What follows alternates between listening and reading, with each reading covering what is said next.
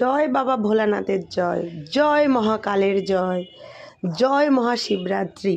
আজ শিবরাত্রি, তাই আমি আমার শিবকে দিয়েই শুরু করলাম সুন্দর একটি শুভ সকাল। আমার শিবকে জল ঢেলেছি, এটা আমার ছেলে ঢালবে তাই রেখে দিয়েছি। আজকে শিবরাত্রির দিনে জয় বাবা ভোলানাথের জয়। শিবরাত্রি, শুভ শিবরাত্রি জানিয়ে শুরু করলাম শুভ সকালটি। তো মানুষের পরিস্থিতি দেখলে সবাই আমার বাবা ভোলানাথকে, শিবকে, তো ভক্তিতে মেলায় মুক্তি তর্কে বহুদূর। মানুষের পরিস্থিতি সবসময় একভাবে যায় না, সময়ের উপর সব কিছু ছেড়ে দিতে হয়। তো অনেকে অনেকভাবেই হয়তো শিবকে পুজো দেবে। আজকে শিবরাত্রি যেহেতু জল ঢালবে, নানা রকম প্রসাদ ফল দেবে, কিন্তু আমার দ্বারা এটা হলো না। আমি বাবাকে সামান্য একটু ডাবের জল, গঙ্গা জল আর দুটো ফুল আর একটু বেলপাতা দিয়েই বাবার পুজোটা সারলাম। তো জানি না পরে কি হবে, ভাগ্যে আমার কি আছে, তবে হাসি মুখটি রাখার চেষ্টা করব সব সময়।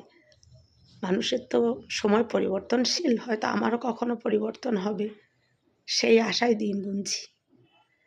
আর আমার যারা বান্ধবী আছো, বন্ধু আছো, তাদের ভালোবাসায় আজ হয়তো আমি বেঁচে আছি। সত্যি বলছি, তাদের এত সাপোর্ট, এত ভালোবাসা, এত কিছু পেয়ে আমি মুগ্ধ। তা আজকের দিনে আমি বাবাকে ওইভাবেই জল ঢাললাম। তোমাদের তো দেখালাম প্রথমেই, আমি যতটুকু পেরেছি। আমার আর সাধ্যে হয়নি, সাধ্যের বাইরে আমি আর যেতে চাইনি বা হয়ওনি। কেননা ছেলেটার আমার প্রচুর জ্বর। দেখো শুয়ে আছে কেমনভাবে, ওই দেখো শুয়ে আছে, পরীক্ষা চলছে, আমার জ্বর গেল, আমার শরীরটা খুব খারাপ ছিল, তোমরা সেটা দেখেছো। তা আমি সুস্থ হয়েছি, এখন আবার আমার ছেলেটার জ্বর। সেদিনও ছিল, অল্প ছিল, তবে আজকে একটু বেশি। খুব কষ্ট হচ্ছে। আমার অসুস্থতায় আমার এত কষ্ট হয় না, আমার ছেলেটার জ্বর হলো না খুব কষ্ট হয়।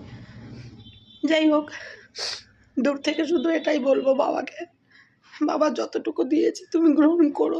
বাবা তুমি কেন গ্রহণ করবে না? তোমার সন্তান তোমাকে ডাকছে, তুমি কেন গ্রহণ করবে না? আমি গঙ্গা জল হোক, ফুল না দিই, বেলপাতা না দিই, মন থেকে ডাকলে তোমার সেটাই গ্রহণ করতে হবে। তুমি গ্রহণ করবে, এটুকু তোমার কাছে চাওয়া। আমার সংসারে সব কিছু দূর করে দাও, বাধা বিপত্তি সব দূর করে দাও, ভালো রাখো সবাইকে। আর মা যাতে ভালো থাকে।